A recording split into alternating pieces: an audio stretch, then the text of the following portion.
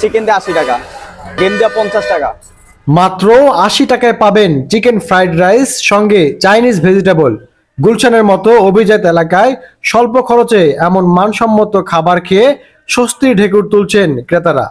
নিয়মিত বিক্রি হচ্ছে 15 থেকে 20,000 টাকার খাবার। ফুটপাতে এমন ব্যবসা করে ঢাকায় গড়ে তুলেছেন বাড়ি। খাবারের মান ভালো হয়, ক্রেতারাও খুশি। ফার্স্টে 2 কেজি রাইস থেকে আরম্ভ শুরু করছে, ঠিক আছে। পরে আস্তে আস্তে কাস্টমার বাড়তে আছে, যে সস্তার ভিতরে খাইতে পারছে, ঠিক আছে।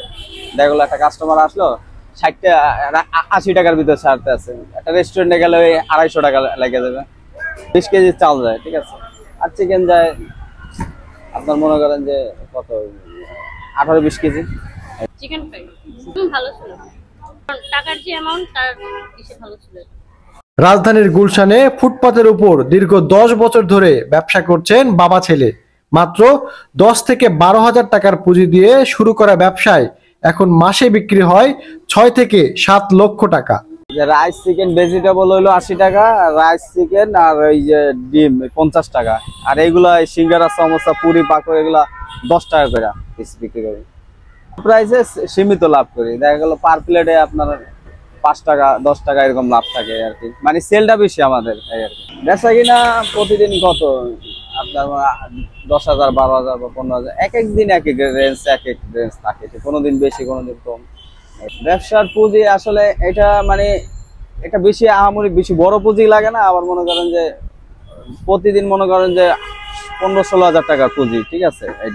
এটা বেশি বড় পুঁজি লাগে না এই আর কি। প্রতিদিন মাল কিনি আবার বিক্রি করি, রোলিং হয় প্রতিদিনই। ফুটপাতে দোকানের পাশেই রান্না করা হচ্ছে ফ্রাইড রাইস, ভাজা হচ্ছে চিকেন।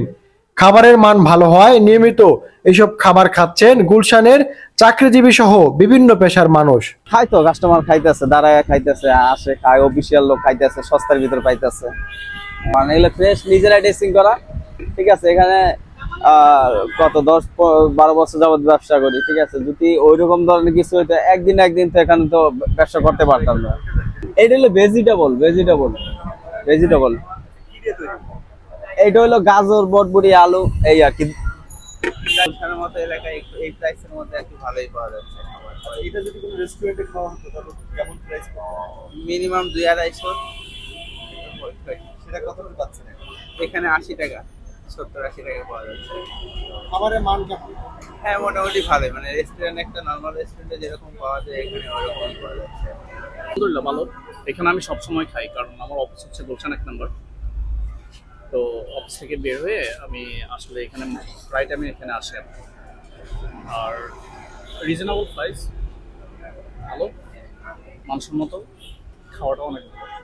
গুলশান বনানীতে বা বসুন্ধরা বলেন, এইসব জায়গাতে এরকম কম প্রাইসের ফুড আইটেম খাওয়াটা তো আসলে চিন্তা করা যায়। দ্রব্যমূল্যের ঊর্ধ্বগতির বাজারে লাভ কিছুটা কম হলেও সন্তুষ্ট বিক্রেতা। সব খরচ বাদ দিয়ে মাসে 50 থেকে 60,000 টাকা লাভ হয়। পাশাপাশি কয়েকজনের কর্মসংস্থানের ব্যবস্থাও করেছেন এই ব্যবসায়ী। পড়াশোনা শেষ করে মেট্রিক, ইন্টার বা অনার্স 15,000 টাকা বা শুরু স্টার্টিং 20,000 টাকায় বেতন পাবেন। এখানে আপনার ফুড ব্যবসায় আপনার মনে করেন করলে মাসে 50,000 টাকা ইনকাম করা যায়, ঠিক আছে। আরো 4-5 জনের কর্মসংস্থান হয়। আলহামদুলিল্লাহ স্যাটিসফাইড, ঠিক আছে। যে পরের কামলা না দিয়ে নিজের ব্যবসা করা অনেক ভালো। বাকি 100 টাকার প্যাকেজে রাইস, চিকেন, ভেজিটেবল আর ডিম। সকাল 8টা থেকে শুরু, রাত 10টা পর্যন্ত। এইগুলো আমাদেরই। হ্যাঁ, দুপুরে রাইস, চিকেন, ভেজিটেবল 80 টাকা দেবো।